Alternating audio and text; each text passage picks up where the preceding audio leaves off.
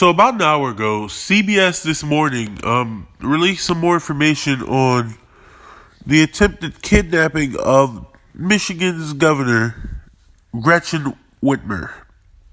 There was a group of right-wing extremists who did not like how she was handling coronavirus and the lockdown, so they decided to kidnap her. And fortunately for everyone, these men were stopped by the FBI and the Justice Department, and they have been arrested. They face up to life in prison if convicted. So let's listen to this CBS This Morning clip, and then let's talk about it. The growing political fallout from alleged terrorist plot to violently overthrow the Michigan state government. 6 men connected with a right-wing group are charged with trying to carry out an elaborate plan to kidnap the Democratic governor of Michigan. 7 others are charged with providing material support. The group allegedly wanted to try Governor Gretchen Whitmer for what they call treason or potentially kill her. Jeff Pegues is in Washington. Jeff, how did law enforcement stop this plot? Well, it took a lot of FBI resources, that is for sure. It took undercover operatives, confidential informants, and dozens of recordings. Investigators tell us this is a plot that had been in the planning stages since about June. The group even had a meeting planned for this week until the FBI moved in. According to an FBI affidavit, the alleged conspirators met in a room under a trapdoor in a home, spent the summer training with firearms and explosives, and tried to recruit 200 men to storm the state capitol building and take hostages, including Governor Whitmer, who they planned to try for treason. The alleged conspirators used operational security measures, including communicating by encrypted messaging platforms, and used code words and phrases. Prosecutors say the group eventually decided to kidnap Whitmer at her vacation home, even going so far as to conduct surveillance there. One of the alleged ringleaders, Adam Fox, said that Governor Whitmer has uncontrolled power right now and described the plan as a snatch and grab. Another, Barry Croft, later stated, all good things must come to an end. Governor Whitmer has faced significant pressure from right-wing groups for her refusal to lift strict coronavirus lockdowns, something that also made her a favorite target of President Trump, who in April tweeted, "Liberate Michigan." Later that month, 2 of the suspects are seen at the Capitol with armed militia groups that have been storming the building to fight pandemic restrictions. Some of the suspects were also visible online, their social media accounts riddled with anti-government and pro-gun views. These politicians that keep robbing us and taking our money. But information gathered through confidential informants is what ultimately foiled their alleged plot. Yesterday, Governor Whitmer thanked law enforcement for their efforts, while also pointing the blame at President Trump for what she says is legitimizing the actions of extremist groups. The President of the United States stood before the American people and refused to condemn white supremacists and hate groups like these 2 Michigan militia groups. The president responded last night. And, I see Whitmer today. She's complaining, but it was our Justice Department that arrested the people that she was complaining about. It was my Justice Department that arrested them. The militia group identifies itself as the Wolverine Watchmen. Not in the court papers is whether President Trump's statements or actions influence the group in any way.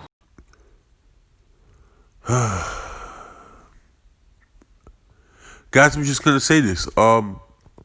This feels very much like a direct result of Donald Trump.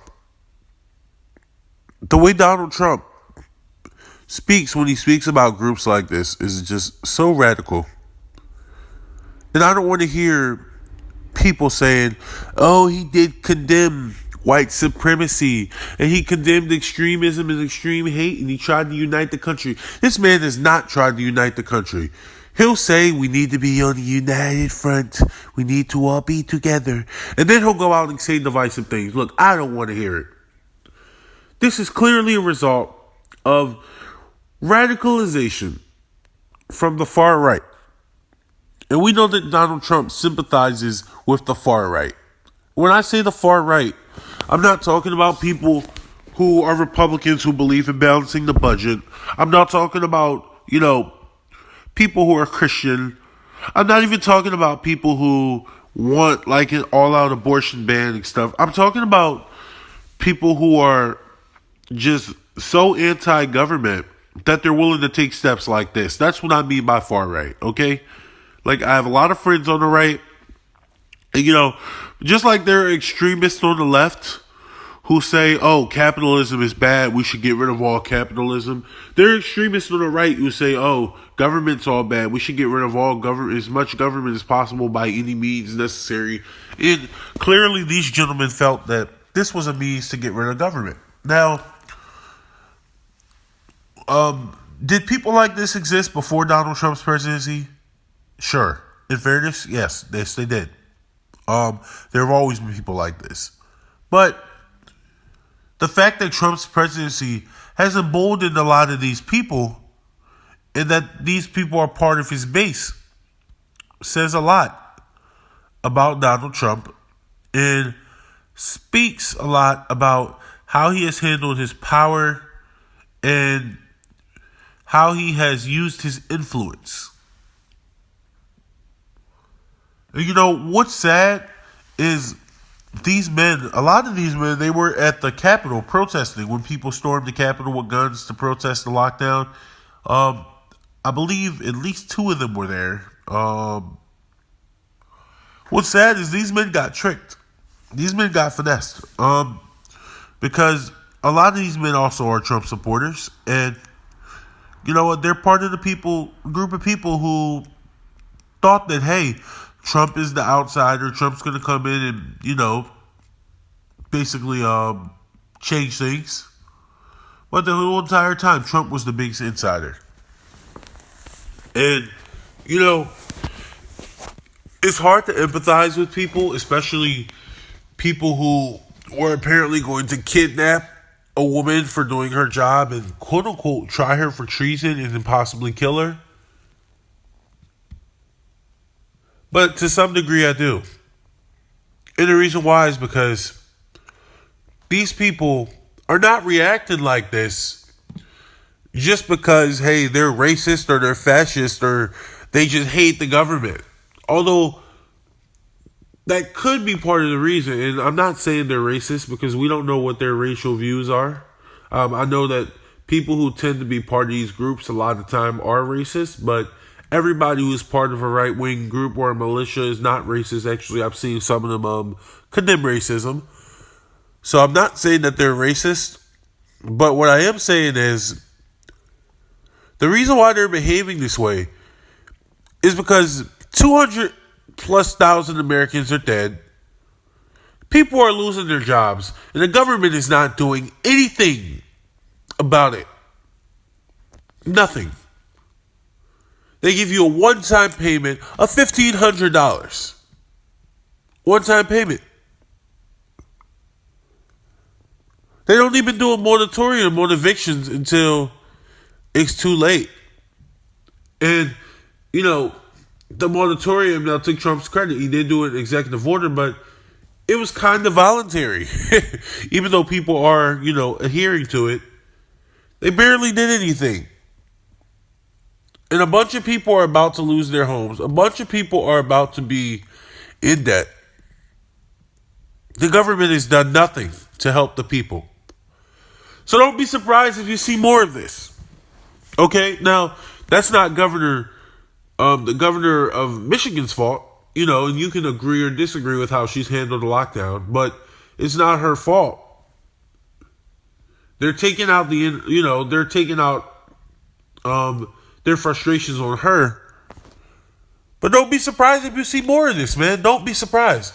Don't be surprised if you see people wanting to storm other governors' mansions, mayors' mansions, the wealthy, Capitol Hill, because they're looking for someone to take out their anger on. They're looking for someone to blame. Now, I would argue that person is Donald Trump, and that person is the Senate. The Senate and also the House, because Nancy Pelosi claims to be a master negotiator. What has she really negotiated? Nothing. All she's done is concede to the Senate. She's negotiated absolutely nothing. And, she's terrible at her job. She sucks.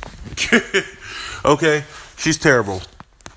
All the senators, all the House of Representatives, members, pretty much all of you guys suck at your jobs. Because you put your personal interest above helping the American people. And when you do that, things like this happen. People feel desperate. People feel like, hey, I need to go kick in a door and kidnap someone. People feel like, hey, I need to turn to selling narcotics, or I need to start robbing people, or I need to commit fraud because I don't have any other options left. Now, am I excusing what these men did? No, absolutely not. What they did is terrible. That woman is someone's wife, is someone's mother. I don't know if she has grandchildren. She seems to be kind of on the younger side. Maybe she has grandchildren. But that is someone's family member. At the end of the day, no one deserves that. No one deserves to be kidnapped. And, I really hope that her and her family are doing well. I hope they get counseling, because this is obviously a very traumatic experience. And I'm glad nothing happened to them. But, like I said before, do not be surprised if this happens again. Between the extreme poverty that we're dealing with right now because of the pandemic, with the unemployment rate being, they say 7%, but the actual unemployment rate is a lot closer to 18%. Because a lot of people have stopped looking for jobs. People who quit looking for jobs don't get included. So between the unemployment and the pandemic and the fact that people don't have proper health insurance, and also the fact that Trump emboldens these type of people in his rhetoric, do not be surprised if you see another situation like this within the coming months. Because I guarantee you, if something does not change in this country,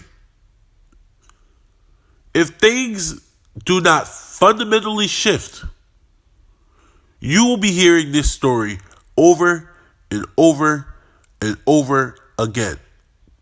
And you know what? I said Trump is to blame for their behavior. Partially, that is true. But like I said, it's not just Trump.